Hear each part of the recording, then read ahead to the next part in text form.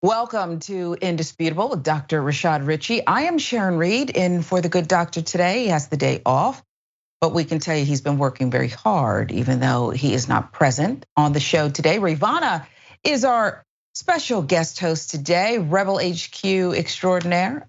We love to have her commentary and presence. We begin today with another Indisputable exclusive. A black man shot and killed in Independence, Missouri. It followed a short vehicle pursuit in which the suspect ran a red light. Watch.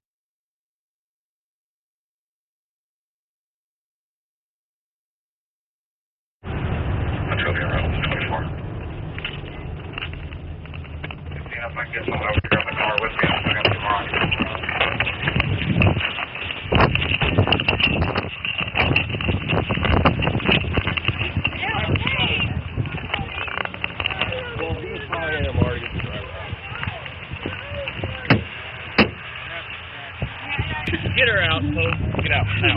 I'm trying. I can't get out. On the ground now. On the ground. Okay. Okay. Yeah, I know. Oh, shit.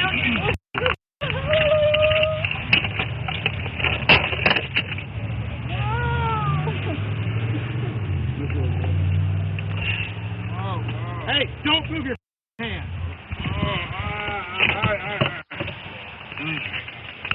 Hey, he's got a gun, man. Put it down.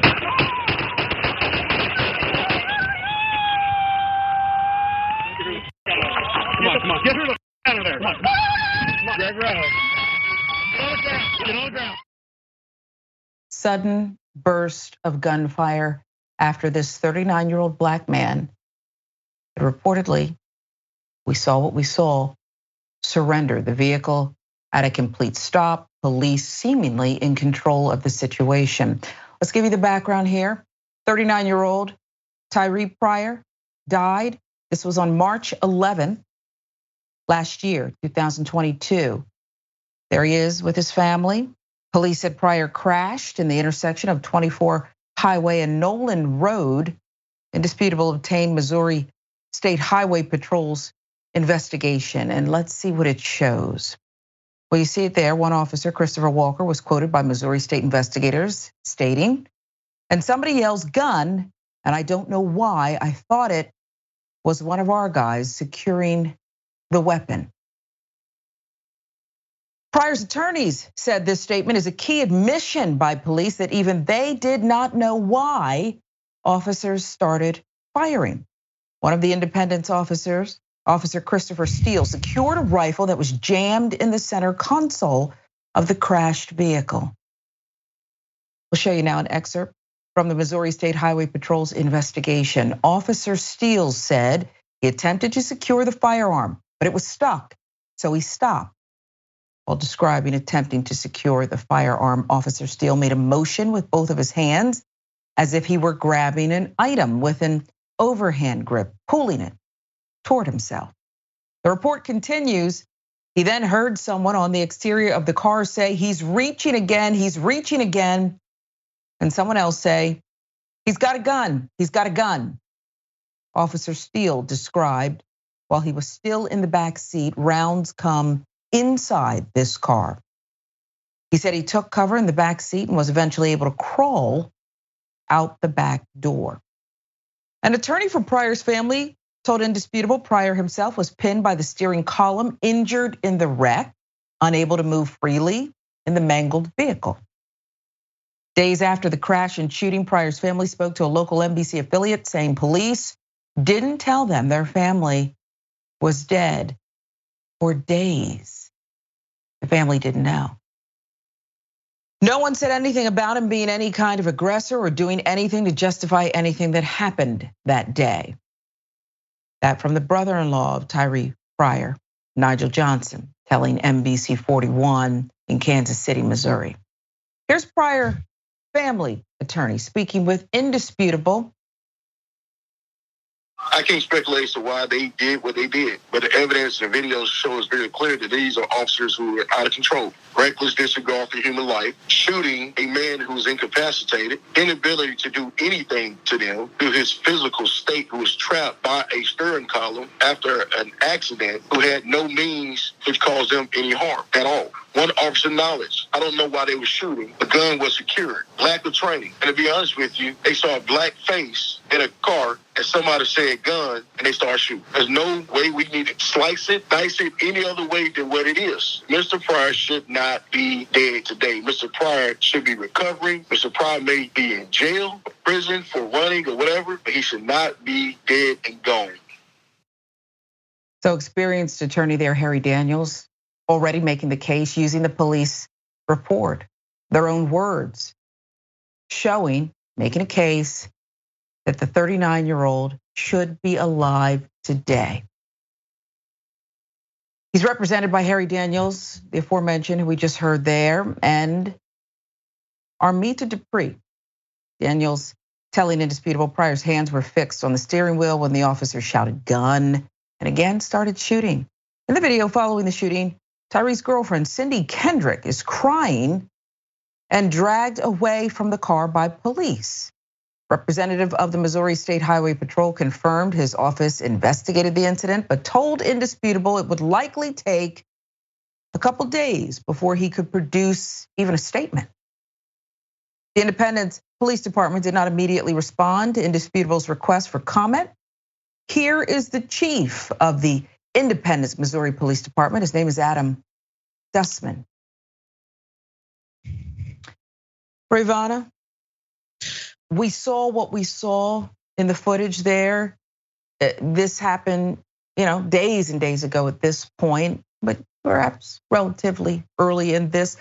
Let's start with the family and not being told key details for days, not even knowing where or what happened to their loved one. Yeah, I think, and we see this happen a lot in cases of police murders. The family has a right to know, of course, immediately. They should be informed, but it sort of is evidence to me that the police department knows that they've messed up and they're trying to delay having to tell the family about the fact that they murdered this woman's boyfriend, the father of his children. So that's number one. That definitely strikes me as suspicious. Of course, we saw the footage. We know that he was unable to grab the gun. And I think that Harry Daniels, the attorney, got it exactly right when he said that these are officers of chaos. They could have shot the officer that was retrieving the gun in the vehicle. Very easily could have shot and killed the other officer. They didn't care. They saw a black man in a vehicle and heard the word gun. They didn't, it's shoot first and ask questions later for these police officers. We see it time and time again. It's horrific. I do want to say great work to the people at Indisputable and the investigative work they've done into this case to make sure that this story and stories like it are heard. Yeah, again, it's a worldwide exclusive. Dr. Richey has had many of them. He's off today, but I know that he personally spoke to Harry Daniels, the attorney, one of them on this case. It sounds like in this, and I'm usually of this mind, you cannot train people to care. Okay, you can't train people to care about someone who is an other, in this case, a black man. But Attorney Daniels talked about a lack of training and you referenced the chaos. Here it is twofold, very bumbling, a lack of procedures here, even attempting to keep themselves safe. They didn't do it. They put everyone in harm's way, as you mentioned, including the officer and perhaps those surrounding the scene. It's a short pursuit. We don't even know how that went down. It's sort of evidence of the myth of the thin blue line. We see it time and time again. And the idea of the thin blue line is that the officers are going to put themselves and their other officers before the safety of the public. But that's not even necessarily true, because we see in this case, they were willing to kill the other officer in the vehicle so that they could, shoot an unarmed man, an unarmed black man. But we also see it in times where police officers speak out or attempt to speak out about, systemic racism or sexism or, systemic mishandling of cases within their departments. They will turn on that officer in a heartbeat. It doesn't matter. So even the thin blue line, it's that they stand by, they wear the badges of, they fly the flags. They don't even care about that. They definitely don't care about the safety of the people that they're supposed to serve and protect, but they don't even care about the safety of one another. Yeah, and this thing where there's a double standard, if that were you or I, they would produce a statement like that. They can't even, we're not even, other things that are pertinent to this investigation, but they can't even produce a statement. I'll give you the last word on this one. Yeah, I think that the not informing the family and refusing to produce a statement is, of course, it takes time to conduct an investigation, but everyone now, especially after the story goes out to the public, will have seen the video. We can all tell. We've seen the words, the language the police officer used himself. Something happened here that should not have happened. A man was murdered who should still be alive. And I'm sure when they finally produce a statement, it will be every attempt to sort of vilify the man they murdered and to defend the officers. But that doesn't change the fact that it was a situation of chaos that they were supposed to have under control, and they murdered a man. Yeah. And they risked the safety of everyone on the scene. So I'm sure the statement won't be great, but it should be out already. They've had enough time. Well, and now they have the eyeballs. Again, world exclusive here at Indisputable. Dr. Richey, the fabulous team behind the scenes, is securing that footage before anybody else. And I know that the team's going to continue to follow it, because this one's going to have consequences, and we'll see what they are.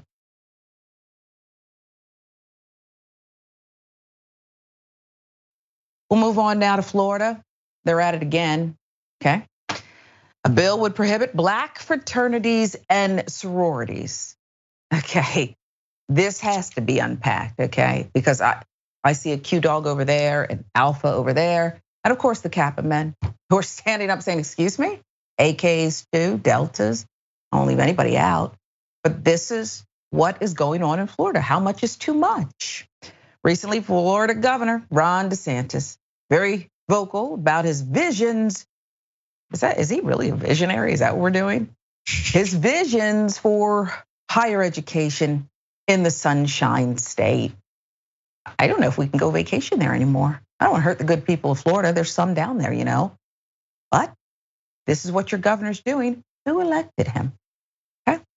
And that other guy lives down there too, but we'll stick with Ron DeSantis. The proposal of the controversial House Bill 999. Didn't Herman Cain?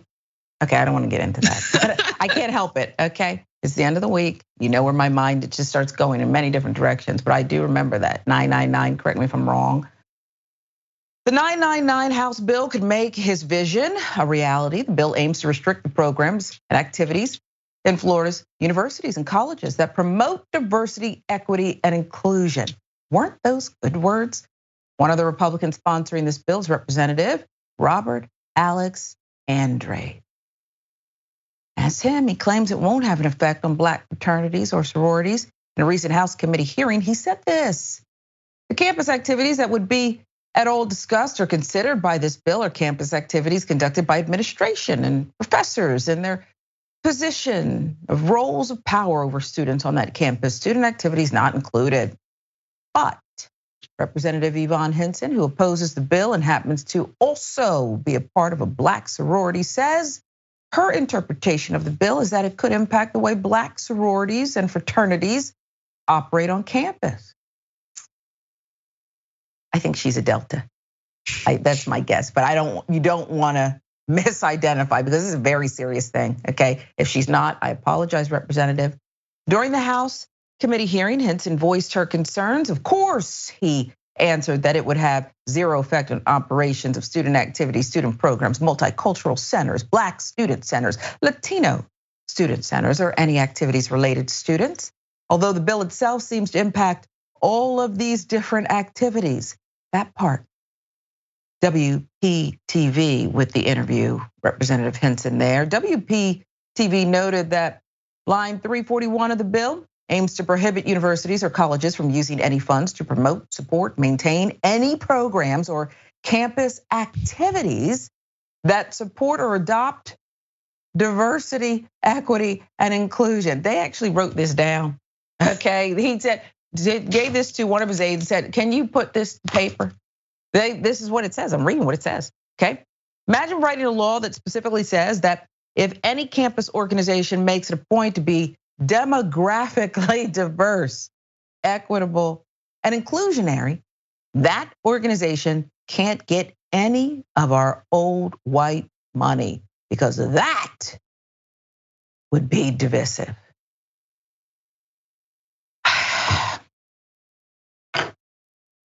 Rayyvana, you go first because I don't know what kind of nutty things I'm going to say about this one. Okay, so I need you to be the voice of reason here, if you can. I think there's very little reason to find in promoting a bill like this. First, I want to say you're absolutely right about the 999 Herman Cain thing. That was his plan. So first thing, I think that a lot of people who aren't Black don't understand and I didn't until I went to college, but the important institutions that historically Black fraternities and sororities are for Black students and the opportunities they create for those students to create a network and get jobs once they graduate college. So people typically think of sororities and fraternities as just, getting drunk, going to parties, whatever. But one of the most important aspects of Greek life is creating a network of people that you can connect with after you graduate, when you're applying for jobs, when you're applying for, grants, programs, scholarships. That is imperative, especially for Black people in America who have, historically been discriminated against, continue to be discriminated against in employment, in education. These are important resources for those students. And, of course, there's this idea that, he says it's not going to impact Black fraternities and sororities. They can say that, but that doesn't change the fact that it will have a chilling effect on the way that these institutions operate in the state of Florida. They'll be fearful, of doing fundraising for the organizations or even having the organizations on campus. And the colleges, out of fear of violating this bill and stopping receiving funds for their schools, are going to be apprehensive if a chapter tries to open on a campus for one of these fraternities. They're going to have to think twice about it. Whereas if it's a white fraternity or sorority, they won't have to make that same consideration, which is, it's just a racist bill. It's just based on racism. That's it. There's no benefit to this whatsoever, educationally, institutionally, otherwise. If you're banning DEI from the classrooms, in the first hand, you're, preparing your students worse than other colleges to go out into the world. On the other hand, you're also opening your school up for more lawsuits and having the taxpayers pay out more settlements for these public institutions, because a huge part of DEI at universities, and particularly in the workplace, is it's a piece of evidence you can introduce if you're being sued for discrimination. We have these programs in place. We teach our employees and our students, how to navigate the world in a more inclusive way. Now they don't have that piece of evidence to introduce. That's going to lead to more lawsuits, more settlements, more taxpayer money being paid out for instances of racism on college campuses. So all around, there's just no benefit to it. It is just racism. What's the upside here? Okay, I don't know if Ron DeSantis and whoever his aide is just loop the movie School Days or something. Remember Spike Lee's movie School Days? And that was a movie. And we love Spike, and there was some truth to it, but you're exactly right. Black fraternities and sororities are about a brotherhood, a sisterhood. It is a lifelong love and bond, okay? And to think that that would be discouraged or would go away is unconscionable. They should. I dated a Q dog once in college, and I will say, maybe that one Q dog can go away. The rest, though, no, these are glorious, wonderful. And I don't mean to single the Q dogs out, but the name. These are wonderful, storied sisterhood, brotherhood. They do so many great things. And yes, when you're now writing stupidity, you better not be inclusive around here. Do I see diversity? This is Looney Tunes, no? Okay, if Spike's movie had that in it, we'd say this is not, this is the cult classic. No, so I don't know where this is going to end, and I think the fact that people continue to not allow it, but they complain and then they move on, Rayyvana, is part of the problem. You can't just allow this to fizzle out. You have to take your boot and stomp it out.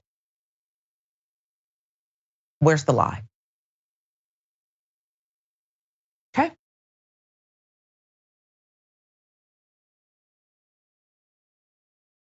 We'll move on because here we are again.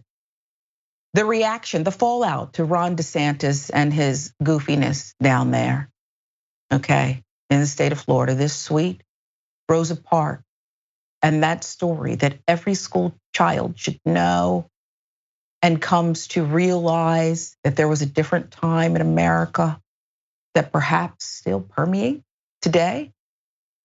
It will lose context because now a publisher has deleted key details in Rosa Parks' story just for the state of Florida. And when we say deleted key details, like the whole thing, okay? They're making it seem like one day Rosa Parks just decided, I don't feel like getting up today, I'm tired, I'm just being a little lazy. So I'm gonna just stay seated. No other context, okay? No other context. New York Times has reviewed some proposed changes that publisher studies weekly made to its course materials and found that it erased references to racism in its books telling the story of Rosa Parks. According to the Times, the publisher made the changes in an attempt to cater to Florida, which has adopted stricter guidelines on so-called woke textbooks under the administration of Governor Ron DeSantis. That's an old picture, by the way, okay? He does not look like that. And I'm not gonna go further, but you understand what I'm saying. That's an old picture. So I don't know if he put that out or it's been retouched. It should be updated. Florida Department of Education tells the Times that it is entirely permissible to talk about racial discrimination when discussing the civil rights movement, and that it did not mandate the proposed revisions to Studies Weekly's text. The changes in detail. Under the publisher's current version of the Rosa Parks lesson, which is intended for first graders, the book states that Parks deliberately defied a law that said African Americans had to give up their seats on the bus if a white person wanted to sit down. However, in the most recent proposed revision to the book, the text only states that Parks was told to move to a different seat without any explanation as to why. Now, let's pause there, Rayyvana. Have you ever gone to a function where it says certain seats are reserved, and maybe the sticker fell off the seat and you plop down there? They say, excuse me, Rayyvana, this is reserved for so-and-so. Would you mind sitting over there? That's how this looks. Where's the context here, okay? From this brave little lady warrior all those years ago, which if we're down in Florida, it seems like it's yesterday, could have happened this afternoon. It's horrifying because the story of Rosa Parks has already been so whitewashed in the American education system. Schools teach that she was typically they'll teach about Jim Crow laws and how she had to give up her seat for a white person, but they'll just say she was tired after a long day and didn't want to do it, and she was tired of having to move. When in reality, this was a planned protest. This was a planned protest. She was an activist before and after this. Throughout her life, she was an activist that she intended to not give up her seat. Her and several others went on that bus in an act of defiance against the busing systems there. That's not taught already. So now to introduce a version of events where racism doesn't even come into play. I mean, how could you teach the civil rights movement if you're not even able to teach about racism? And we've touched on this before, and I really don't want to say I told you so in this case, but go ahead. I've been saying this, Dr. Richey's been saying this, you've been saying this, everyone at TYT has been saying this. Even if the laws don't say explicitly that you can't teach these types of things, they will have a chilling effect. Publishers, teachers, administrators, anyone within the school system or who participates in it is going to be apprehensive to teach things like this for fear of violating the law. And that is exactly what happened here. So Florida can say, well, nothing in the law explicitly says you can't do this, but that publisher has attorneys that looked carefully at the letter of the law and decided we cannot include lines about racism in our retelling of the story, because it will be in violation of the law. And that's exactly what the law was created to do, to scare them out of teaching about racism. And the publisher, Studies Weekly, has accountants too, because they could have just said, we're not changing our books. They could have, I don't know, I want to feel like Rosa Parks did and have a little bit of courage. I don't know, muster up a little, lose a few dollars. Okay, I get it. Okay, I don't think all of these people who are afraid and have worked for their life's work, their careers, should have to give it all up because the governor is a blowhard. Okay, I don't think they should have to. But again, this is a Rosa Parks moment. You're either going to muster the courage, lose some coins, maybe get hit with a felony. Okay, I know they say the law doesn't expressly say, you're right, Rayyvana. Okay, you're always right, by the way. We love you. It's sick. How about you don't change the book instead of being like a feather? You're just gonna blow. What's next? You're just gonna keep doing these things? Stop. Another example, publications trying to appease Florida officials. Axios dismissed a journalist, Ben Montgomery, after he responded to a press release from the office of Florida Governor Ron DeSantis by calling it, quote, propaganda. Where's the lie? The press release was regarding a Department of Education event hosted by DeSantis. According to the release, the event is titled Exposing the Diversity, Equity, and Inclusion Scam in Higher Education. Propaganda. DeSantis has made targeting woke in schools the center of his platform, as well as restricting materials deemed obscene in public schools. Something his critics claim is a way to target LGBTQ or Black history related materials. This is propaganda, not a press release.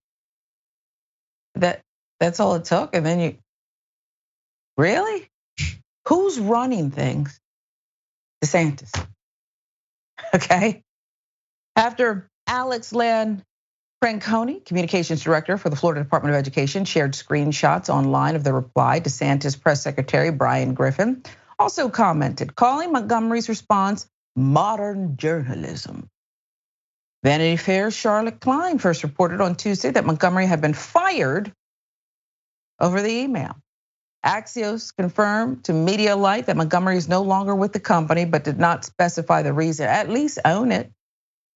This reporter is no longer with Axios. Out of respect for our respect.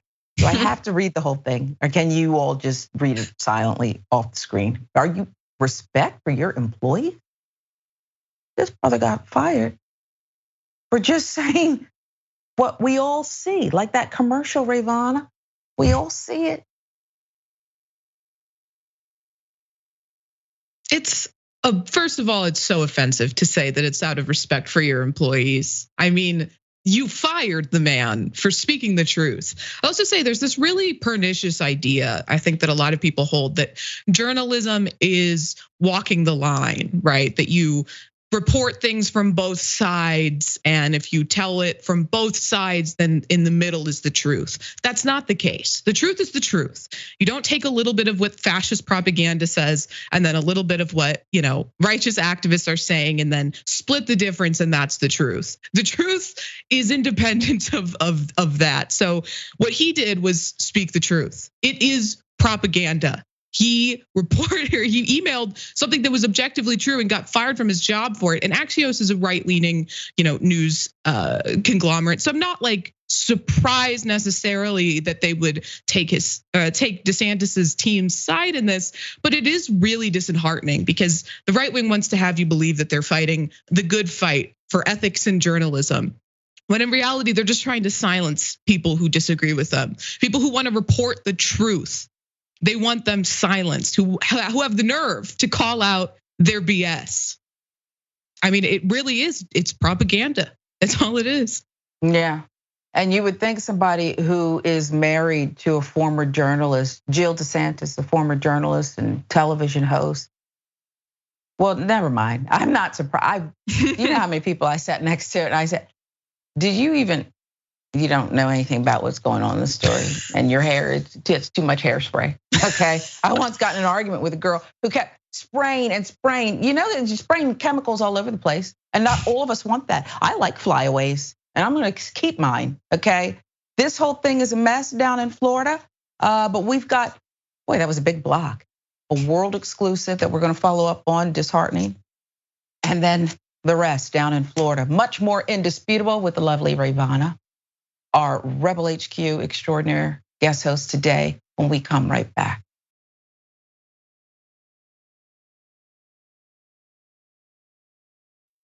This is Indisputable. I'm Sharon Reed, in for the good doctor today. Dr. Richey has the day off. Let's get you some viewer comments. A lot of you had plenty to say about that exclusive 39-year-old black man who seemed to surrender after a crash, and suddenly he's gunned down, killed by police.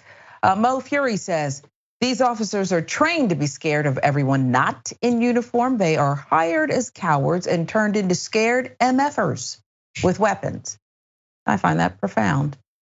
Profound, Mo. Mickey C, the silver-haired dragon. 2 words need to be added to the law, whether it's sleeping in bed, holding a remote, holding a cell phone, sitting quietly, walking, speaking, and all other normal human actions. The law needs to read, doing whatever while black. Observant, correct, Mickey C. Oh, Rayyvana, Moon Dragon loves you. Thank you for the gift, YouTube. Let's get another comment here. Robin Zag, YouTube. This is about Ron DeSantis, black fraternities, sororities perhaps will go away. Rosa Parks just decided to sit on the bus. No context, not allowed to say anything about black people, civil rights, Jim Crow. Robin's Egg says, where's Bugs Bunny and his big saw when you need him? Now, I wish you could see the picture she's attached here, but Florida's in the ocean, okay? Like it's detached in the picture. Tiffany Cross was right. And then y'all, okay, vindication. Thank you for your comments. And now, I'm all for taking out the trash, but I wish Karen would. You want to call the police on them for having a barbecue on a Sunday? I feel free. Back off. I'm going to tell them there's an African-American man threatening my life. Hi. Why are you littering? Because I feel like it. Take a picture. You know what happens? If dumbasses like you would mind your own business, it'd be a better world. How's that for an answer? I got my trash. There's a trash can right here. I don't give a damn. There's a trash can sitting right there. I threw it out the window. Why Now would you? go yourself. Why would you do that though? You live in Alaska. It's the last great unspoiled place in America. Yeah, I know all about it. I was born here. Okay. You'd think you'd want to Go take on. better care of it. Bye, lady. We're eating dinner. You're making me sick.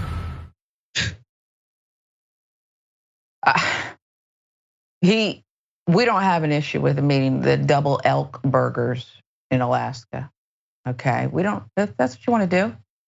Okay, but why would you throw those so many cartons just out the window like that? Or do people? I'm asking rhetorically. Do people still do that? People do this, Rayyvana. Why? Why do that? I have no idea, but I do love him saying, you're disturbing us eating our dinner. And his dinner is eating fast food in his car in a parking lot with his wife. And Wilfred Brimley got really defensive there after she called him out. And I am a big proponent of minding your own business. I firmly believe in minding your own business. But you pointed this out in the break. It's so much trash. And she goes, I'm gonna throw this out the window too. She throws a whole bag of trash out the other window. And it's so disrespectful. And she points out, we're in Alaska. You celebrate the fact that we're supposed to be the last unspoiled area of America. And he's like, I know, I live here. That's why I throw my garbage on the ground without the respect for the land or for anybody else. It's just an act of disrespect and laziness. But to some point, it's like, it's not just laziness because you're so close to a trash can. You're in your car. You could just drive to the trash can. Yeah. If you wanted to continue with that laziness, and I will say this, I'm with you. When I first saw this, I'm kind of multitasking. People should mind their own business. Just leave this old guy alone.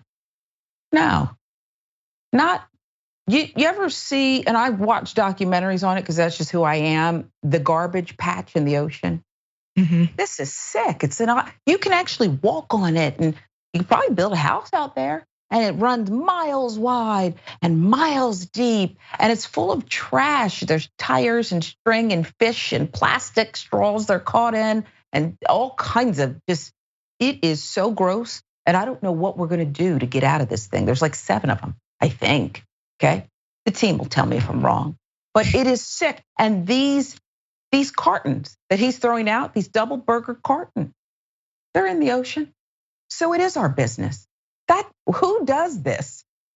Who does that? And I thought I saw someone crawling around the back seat. I thought I saw some hair popped up in the back seat. There were more cartons in there. And they're just having some kind of a get together in the vehicle and then dumping it out on the side. Just on the side of the road there, parking lot. It really disgusted me, okay?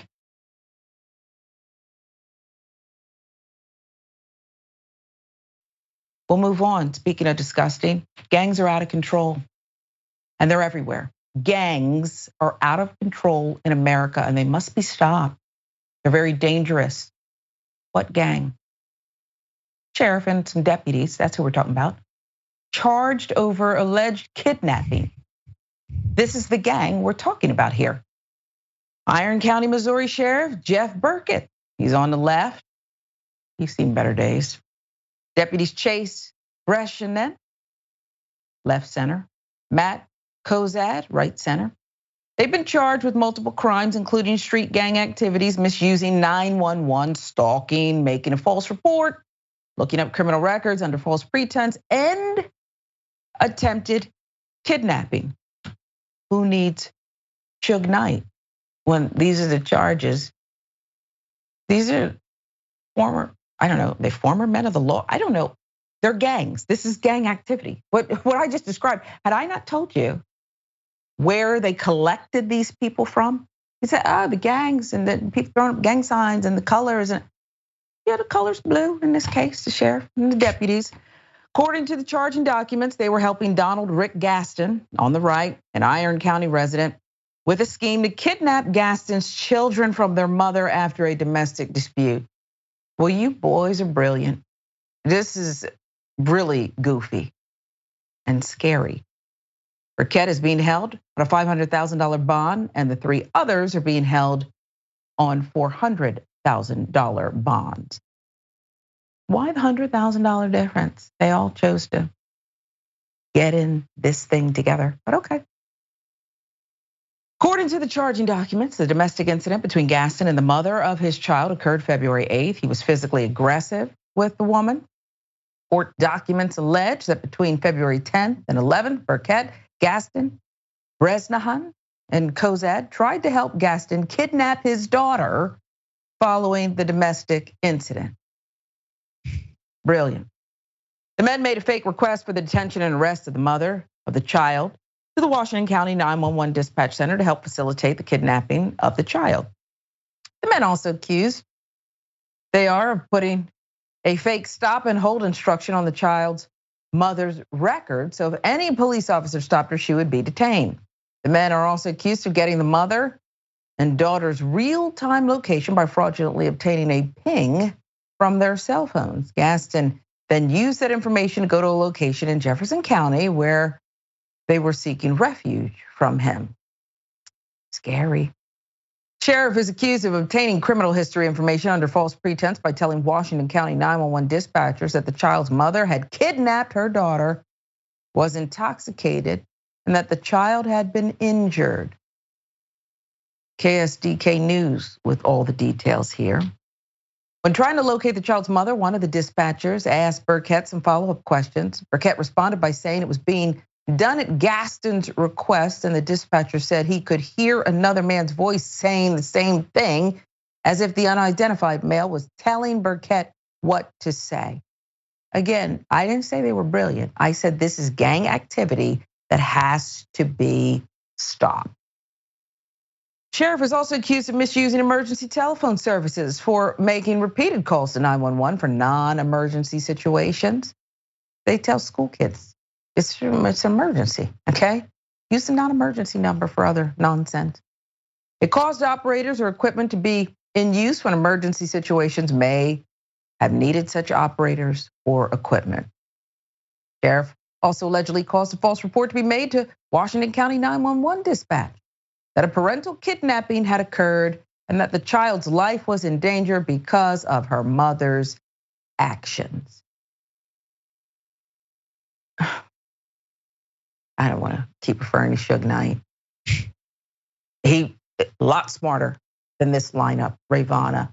This is such an abuse of power, and I wanted to use the word gangs repeatedly because forget that they were in uniform. It's descriptive of the conduct, no?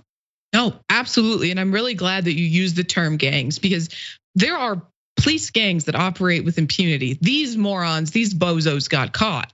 But just anyone watching, Google LASD gangs and see the systemic gang activity within the LA Sheriff's Department and how they operate and protect each other and protect themselves from any sort of accountability within those white supremacist gangs.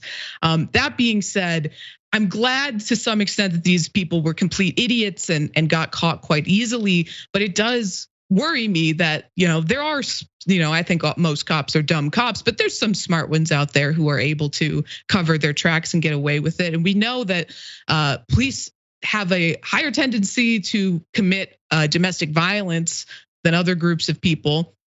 So, it seems like the wife was very fearful of him because of a domestic situation, which I'm assuming he perpetrated, and she caused her to flee from him somewhere where she thought she was safe, her and her child, where he couldn't reach her. And he used his ability as a police officer or with connections in the police department to track her down and, harass her.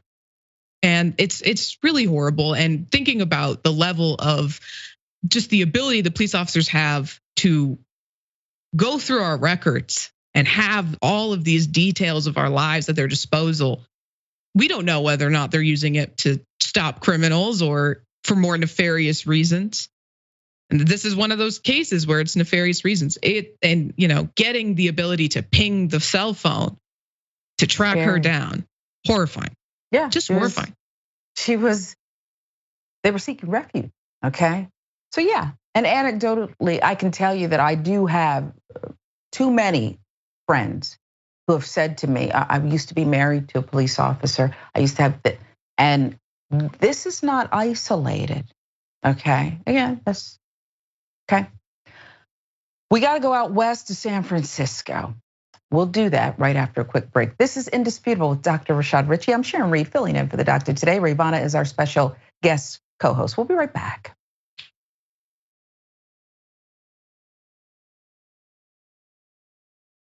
Welcome back to this edition of Indisputable with Dr. Rashad Richey. I'm Sharon Reed, in for the good doctor today. Rayyvana is our special guest host today, providing commentary. We love having her on. Your comments, YouTube, C. Michael Henson, thank you so much. Some police departments are gangs because that's how they act with the public. So this story isn't so surprising, unfortunately. Out of Missouri, sheriff and deputies arrested, kidnapping among the allegations there. You're so right. See, Michael, so right. We appreciate you. Shiva Mahadev, member for 2 months, thank you. Police are addicted to an adrenaline rush that only hunting humans can fulfill for them. We need change immediately. And remember how policing in America started, hunting humans. Sketch E Assassin, welcome to Indisputable. Thank you. Always a pleasure to be here. Always a pleasure to share the time with you.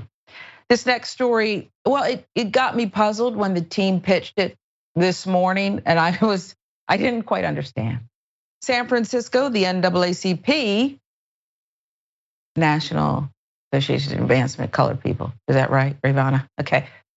They're for Black people and helping and assisting Black people. The NAACP has rejected, though, reparations for slavery, the proposal.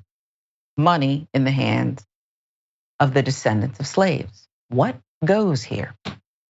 An interesting division between the NAACP and the city of San Francisco unfolded Tuesday on exactly what the best what's the best way to rectify the systemic conditions affecting Black Americans following an ongoing centuries-long struggle. After years of deliberation on the topic of reparations, the San Francisco committee has finally gained traction on a wide-scale proposal to dispense cash allowances to descendants of slaves in the city. These are the committee's provisions. City-appointed committee proposed $5 million payouts to Black adults who are descendants of enslaved people with a guaranteed annual income of at least $97,000 for 250 years. Committee also proposed the elimination of personal debt and homes in San Francisco with a price tag of just $1 a family. Okay.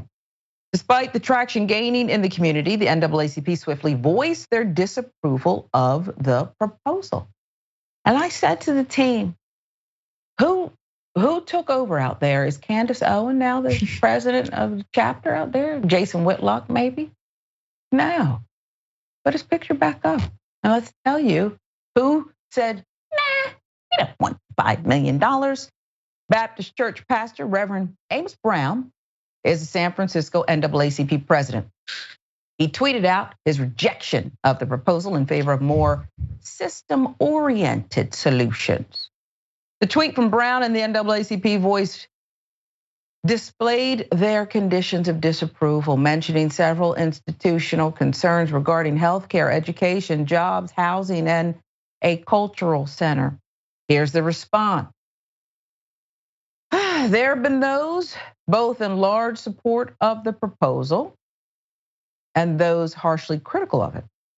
Those more critical say it's simply too economically encumbering to the city, or they oppose the idea of reparations. Now, do you see why I asked you if Jason and Candace had taken over the NAACP in San Francisco?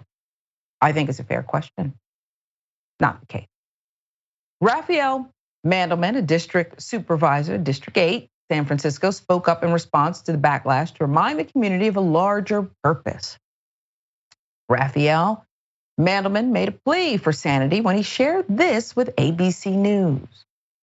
Those of my constituents who lost their minds about this proposal, it's not something we're doing or we would do for other people. It's something we would do for our future, for everybody's collective future. Now, I don't quite understand that quote either, but okay. Despite the approval made by the Board of Supervisors, among the protesting voices are those who blast the proposal, such as Xavier Durose. Xavier, former renowned BLM activist, suddenly reversed course. He reversed many of his ideas when he became a pundit for a conservative advocacy group, PragerU. Am I saying it correct? Rayyvana will tell us. PragerU, yeah. Okay. Maybe I did it on purpose, Rayyvana, because I don't really care about the group, but okay. Disgusting. Okay, that's what he called this proposal on Fox News and claimed that this is a method of gaslighting Black Americans. He also had this to say after his appearance with her. After my appearance on Fox News, I see articles asking who I am. I am the left's worst nightmare. I nearly spent my entire life believing their lies until deep diving into the truth. Now I expose the America last Marxist and remind people how privileged we are to be Americans. Is it Fox News put out that statement for him? Okay, as he gets a stipend for each show. I have no information. The team has not confirmed that. That was my comments, Rayyvana. Okay, I need you to weigh in now before I get to the rest of this. Yeah, what's confusing to me is, so these ideas about reparations haven't been adopted yet. They won't vote on it till June. So they're just, weighing several different options. So coming out strongly against one option that would put the money directly into the hands of people who have been victimized by the legacy of slavery so early or at all is ridiculous to me, especially when, I'm really partial to reparations in the form of systemic change so that it can have an impact and lasting impact. I'm also really partial to cash reparations. I don't see why you can't have both. So shooting down an idea, again, just so early on in the process that is going to benefit a lot of people, and to come so strongly against it. I was just baffled by the story. I thought I read the article title wrong the first time I read it. I was like, yeah, I just can't wrap my head around it. And it raises other questions. And again, I'm a journalist, and it makes my little spidey sense go up. And I say, what else is going on here? And who stands to benefit? It's just a blanket question I have. And I would like to see what emerges in the weeks and years to come. Why can't we have both? And by the way, you've done it for other people. So knock it off, okay? And I don't want to disparage the Reverend, okay? I mean, he could have been on a party line with Jason and Candace, but this could just be his doing. But to shoot out this statement as if, all Black people agree with you, like you said, such a strong reaction. No. What do you mean no? And I don't know what the other measures in it are, Rayyvana, but if I could move to San Francisco or just, and get my dollar house, and that $97,000 for the next 250 years, yeah, okay. And guess what? The descendants of slaves deserve this and more, because who built this country and didn't get anything for it except hurt, pain, death, torture, and robbed of their history? That would be, I'll give you the last word. Yeah, I think one of the backlashes against these proposals is often that we're taking money from white people and giving it to Black people. And then there's always a strong reaction from white people that, well, I didn't own slaves. My family didn't own slaves. But it's not, reparations is not like me giving you, Sharon, $5 right now, right? It's tax dollars, which you're already paying. So you just go into a million other things already. SVB Bank, I apologize. And everybody is paying in to the taxes. So it's not just they're taxing, there's a special tax for white people to create reparations. It's not how these programs work. So really, and I think underlying all of the strong oppositions, especially from white people in America to reparations, is, lingering racism is what it is. Perfect button. It's the perfect button. And it's a story we're going to keep following in case something else comes up, emerges as to why this would be so opposed to it. We'll move on because this next story, I joke with you in the break that I want Ben Stein to go sit at a Waffle House and leave us alone, please. Okay, he likes to talk about syrup. Go to Waffle House and leave us alone with this nonsense. Do you know he gets paid $40,000 to $70,000. I looked it up. I don't know who's booking him these days, but that's what it said. Washington Speakers Bureau. I looked it up.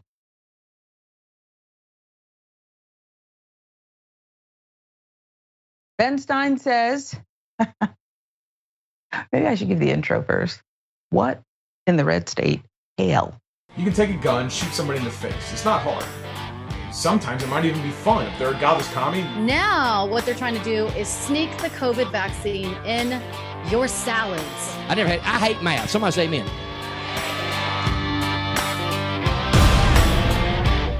I was a child growing up in Maryland and spending a lot of time in Washington, D.C. I would drive by the neighborhoods with my parents driving the car, where predominantly Black people, in fact almost all Black people lived. And they looked so raggedy and sad, and their neighborhoods were so run down and miserable. I just thought, wow, what a horrible way for these poor, honest, decent citizens to live. If I woke up in the morning and I were, as we called them then, a colored person, a Black person, we call them now, I'd want to kill myself. And that was, let's say, 60 years ago. And now, ladies and gentlemen, if I woke up and were a Black person, I would think, well, I have every opportunity to go to a really good school. I have every opportunity to live in a really good neighborhood. I have every opportunity to get a really good job. The whole system is now set up so that I, as a Black American, can have every chance at a good life. And that is incredible, unbelievable progress. It's never discussed in the media. This guy had that one iconic line in the movie. And I think I have it right? That was him, right, Rayyvana? Bueller, Ben Stein. Just stick to that. He's still talking about black people, and it's getting a little crazy, okay? He's either a staunch racist who hid it for some time, and now plaque or whatever is building up on his brain. He cannot stop himself from revealing it. He says black people should stop complaining. Why would I do that? I like to complain. Why would I do that, Ben Stein? You understand? He's babbling on and on about something, riding with his parents and driving by black people. Like, what was that movie Eddie Murphy did, Trading Places? This is not Trading Places, Ben. And again, I want him to just go sit at Waffle House and enjoy his days and leave the rest of us alone. Still, though, he has his supporters. He makes filthy racist statements like that, and there's people who come out of the woodwork to support him, such as disgraced Dilbert cartoonist Scott Adams. He came to Stein's defense online. Ben Stein is getting the fake news racist treatment from the Peacock class. All stories about public figures are fake in one way or another. The public learned a similar lesson about science, but it is taking longer to realize the human stories are pretty much all fake as well. Okay. You can take a shot at Fauci now. Fauci's to blame for Ben Stein's racism. Rayyvana? Yeah, he said that if he woke up as a black person, he would want to kill himself, which is funny because incidentally, that's the same way I feel about Adam Scott coming to my defense. But so he says that now black people in America have every opportunity to live in a good neighborhood and go to a good college and go to a good school. And I mean, he could come here to Chicago and say that to the poor black kids who live on O Block. And I really don't think that it would reign true. I want him to go to that block. Can we buy him a ticket tonight? I've got a lot of frequent flyer miles and I'm happy to donate Ben Stein to go. Where do you want to send him, Rayyvana? Go ahead. Bring him here, Chicago. But, I mean, it is really ridiculous and ignorant. First of all, who asked you, Ben Stein? Why are you even opening your mouth? You said just sit at Waffle House, eat your waffles, and mind your business. Because, who's recording the video also? Like, what was he asked someone to hold their phone up so that he could go on some racist rant as if black people are always coming up to him, Ben Stein, and discussing, their trauma and the struggle of being black in America. It's just absolutely ridiculous. And it's so, it's such an example of how so many white racists act every day, where it's as if people pointing out racism is in some way harmful to them. Yeah. It's somehow, his business, and it's somehow harming him as an individual, which is just ridiculous. But again, Scott Adams coming to his defense, he's got great company there. Yeah, speaks volumes, and they can go ahead and they can be pals and Facebook friends and whatever else they want to do. Again, this is a man who had said his speaker's fee is $40,000 to $70,000. I wouldn't give him $4.70. You understand? And if I did, I'd want $2.75 back. Okay, maybe he could buy a hot dog at Costco with the rest. That's all this is worth. And by the way, I meant what I said. I'm black and I like to complain, and I have a right to complain. Let's run it down for you. The most common complaints by black Americans are, according to a recent poll conducted by the Pew Research Center, about 6 in 10 black adults say racism and police brutality are extremely big problems for black people in the US today. Thank you, Pew Research Center. But you didn't need to spend $1 on that. You could have called me and I could have told you facts all day, okay? Racism, 63%, police brutality, 60%, economic inequality, 54%, affordable health care, 47%, efforts to limit voting, voter suppression, 46%, quality of K through 12 schools, our future, 40%, racial discrimination, 68%. We're gonna keep complaining, Ben, you get over it.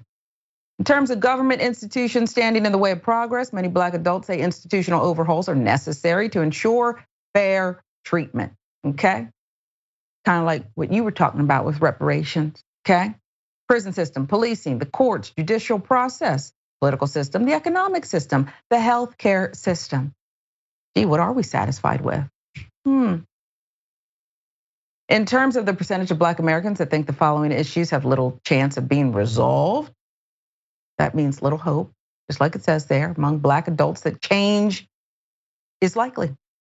Reparations to descendants of people enslaved in the US, little hope, 82%. Thanks, San Francisco, NAACP, chapter head. Changes to the prison system, 67% say little hope. Changes to policing, 58%, little hope. Is Senator Scott vote in this? Senator Tim Scott, was he part of this? The team will let me know, please. Equality for Black people in the US, 44% say little hope. Ben Stein, put up his picture again if you can for me, because it really doesn't even need a caption. This is what he's been reduced to. This is who he is. Bueller. Rayyvana, should we ignore him? Frankly, now I don't even want him at Waffle House. He can go to Cracker Barrel, and that's not open 24 hours a day. He belongs at Cracker Barrel, and he can sit there and do whatever he wants to do, but he has to go home at a certain point. But I don't want to see him up in Waffle House. I mean, it's interesting because on the one hand, I really want him to shut up forever. On the other hand, I think he really is sort of voicing the opinions that a lot of conservative Americans have about Black people fighting for equality, is that things are good enough now. We had a Black president. We're fine. Racism's over. You can't, an employer, it's not legal for them to yell the N-word at you anymore. It's fine. Racism is done. But when we can look at these systems and objectively say, and all the research proves that, the effects of, slavery and Jim Crow, we still see them in our institutions in America today, and they still harm Black people and people of color in this country today, and that we have not solved racism in any meaningful sense. So, he's holding this opinion that I think a lot of people hold, but are a little too afraid to say. So at least when someone says the quiet part out loud, we can call them out and point out that the things that Black people are complaining about are real and valid and things that we need to fight and bring attention to. Yeah, I mean, he makes everything sound so simple. Tyree Nichols, if he would just comply. Is that how you feel, Ben? Is that how you feel? I don't know if his comments were made while he was visiting Florida, but shut it, okay? Rayyvana, remind us how we can find your incredible content and watch much more of you. Yeah, absolutely. So first, thanks so much for having me on. I always love co-hosting with you. But everyone can see my videos on Rebel HQ under the Rayyvana playlist. You can subscribe to my playlist, get notifications every time I have a video go up, including today. I should have a video up this afternoon. And you can also follow me on Twitter at RayyvanaTTV, where you can get updates on everything that I'm doing. All right, well, we love it. And I'll be watching, looking out for that content. We appreciate you always. The Bullpen is next.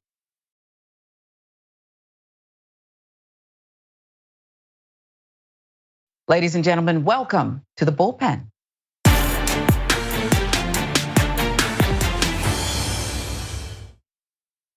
And today we have a very special guest for us. Christian Daytok joins us, Washington correspondent for the Washington Examiner, an experienced journalism professional, wide range of editorial business roles, incredible background, including campaign reporter, editor, audience and revenue development manager. Welcome to the Bullpen, Christian.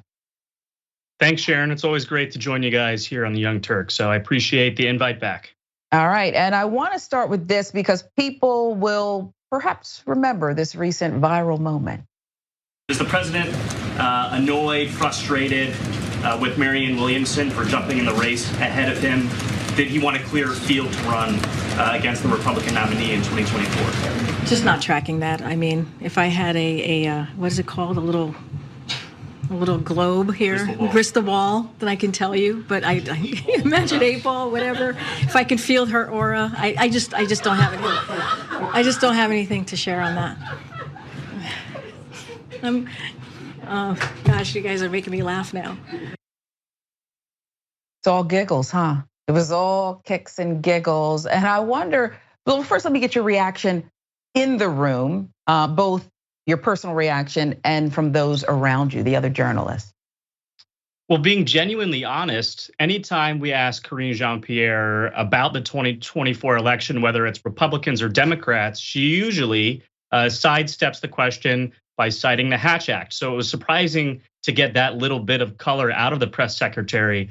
That being said, I sort of sensed an undertone of slight frustration. I'm not going to say, they're actually mad at Marianne Williamson, but President Biden wanted to run unopposed. He wanted to focus all of his intent on whoever the Republican nominee is going to be. And this is just one more thing that he actually has to take care of. Now, do I think Marianne Williamson has a legitimate chance of beating President Biden in the primary? I don't think so, probably. That being said, he needs to go out and campaign, needs to probably appear in a debate or two. This is just one more thing the president has to deal with when he really wants to be focusing on Republicans. So much in politics is this system that is so unfair, okay? Republicans, Democrats, and each side believes that they're promised certain things and that it can only be between them.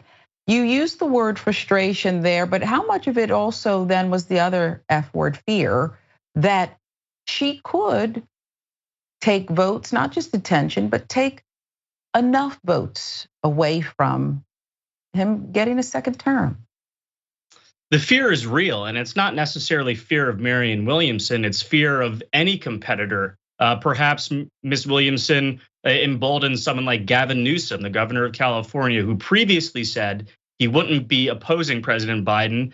Maybe he decides to walk back that promise and jump in the race himself. Again, there's all types of feelings within the White House and within both political parties. I do think one thing that Marianne is saying that's very prescient is that these parties seem to govern the results themselves to a degree.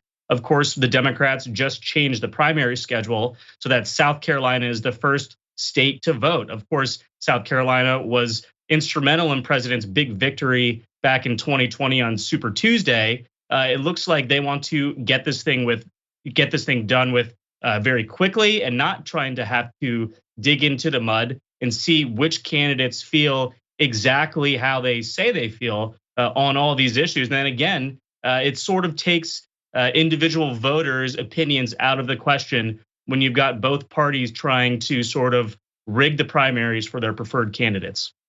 What about the strained relationship between the White House, the administration, and progressives? And how much work do you think needs to be done prior to announcing? And when is he going to announce? April, June? I don't know. Maybe you have more insight and can take a more educated guess at it. But the strained relationship with progressives, how much can this be fixed? Or is he running out of time? I'm going to take the second part of that question real fast because I'm going to be blunt with you. We don't know when President Biden is going to announce. We thought it could have happened in February. Obviously, that time has come and passed.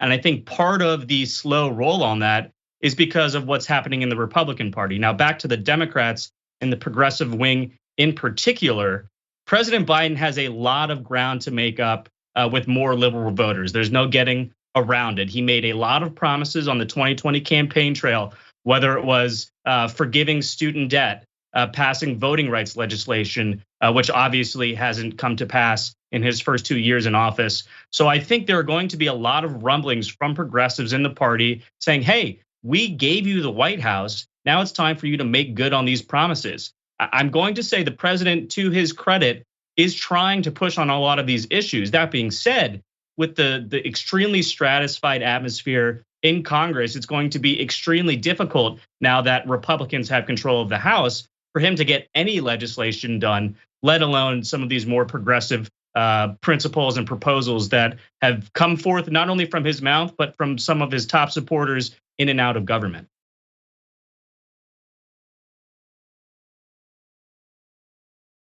When we think about President Biden and perhaps candidate Trump, the former president, squaring off again in a debate, I think many people would say it's appointment television because of the unpredictability of it, Christian.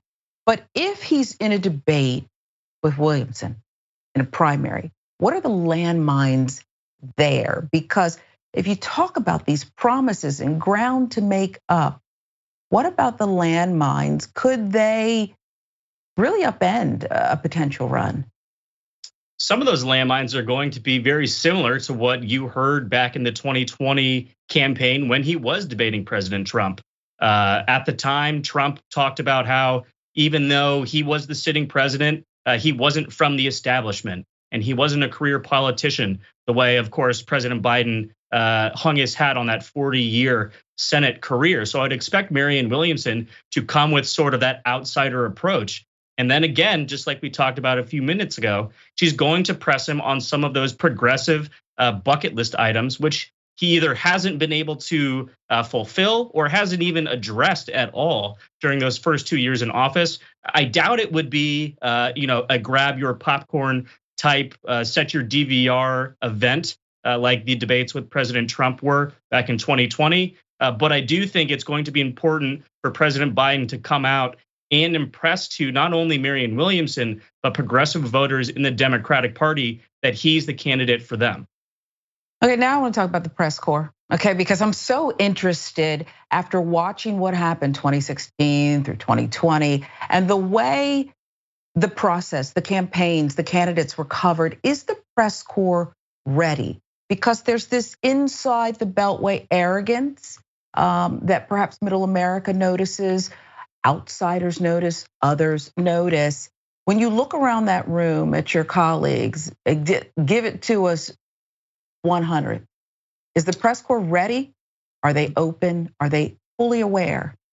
The press corps is chomping at the bit to get out on the campaign trail again. 2020 was one of the strangest elections that I've ever covered, certainly, and maybe one of the strangest in history because of this idea of talking with reporters via Zoom, everything happening virtually, those drive-in rallies that President Biden was holding.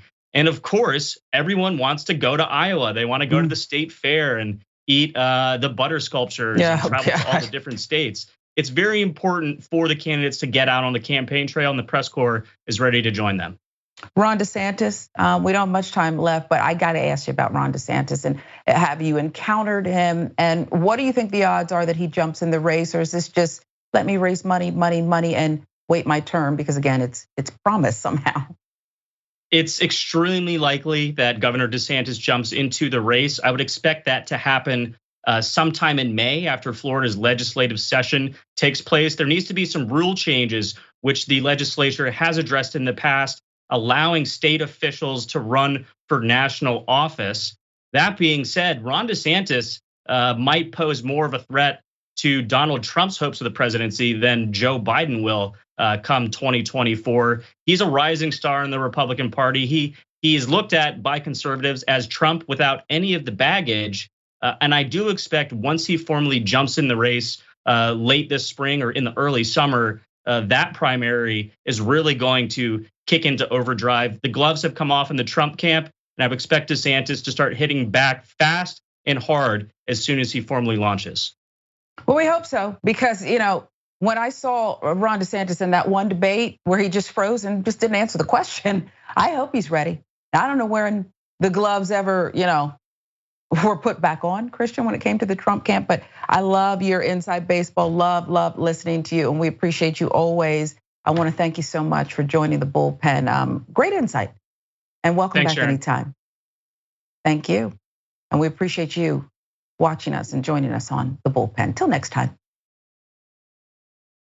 Welcome to Indisputable.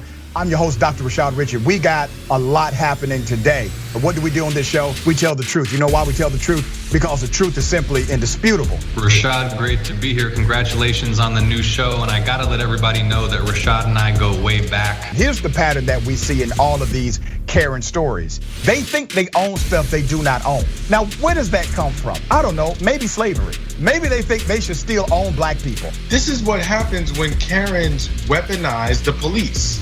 When you're used to privilege, equality seems like oppression. It hits you in a certain way when someone is holding you against your will, treating you like you're a criminal and you're an innocent person. This is something that Black people face no matter where they are. A stronger Black economy lends itself to a stronger, greater economy. Don't think it's exclusive of you, it's inclusive of you. What's your beef with critical race theory? It adds more fuel to the fire of the racist tendencies that we already have. We have a generation of problem solvers that can remedy the problem if they are properly taught what the problem is. You know who created redlining in this country?